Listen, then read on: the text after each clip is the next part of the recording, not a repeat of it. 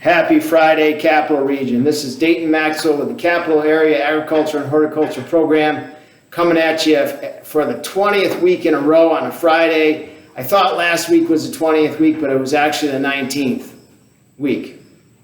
One of the topics that has been in my consciousness a lot this week has been family business transfer. I've had multiple conversations with farmers about this.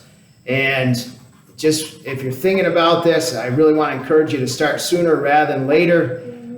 One farm family that I'm working with or I talk to, they have the senior generation is about in their 70s and the younger generation is in their 50s, and now they're starting to think about this. The only way for the senior generation to transition out of the business is for the younger generation to pay them out or buy out their equity.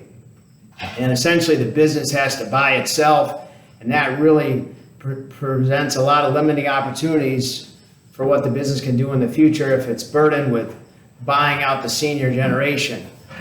Conversely, I've worked with, and I talked to this week, a family that the senior generation is in their 70s and the younger generation is approaching 50.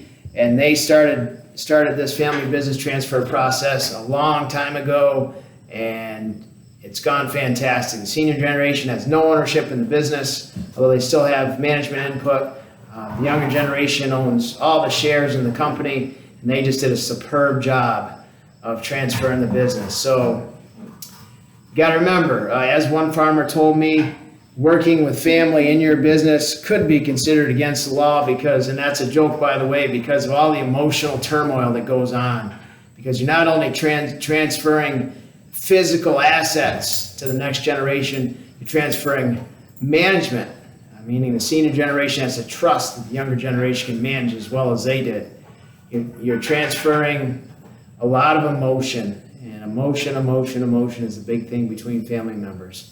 So anyway, message this week, family business transfer, start that as soon as possible, thinking about it as soon as possible. Do not wait. You don't want to be in a dead-end situation where the senior generation owns all the business and the younger generation is still working for a wage and having no ownership. If you need assistance with this, please give me a call. It'd be my pleasure to serve you. Again, this Friday, happy weekend, Capital Region. And if you noticed at the beginning of the video, that was my younger generation coming through, and I think he wants to come through again. He says to give you my phone number. So then you can call him.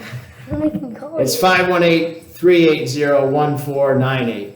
And here's the superstar of the house. Have a good weekend.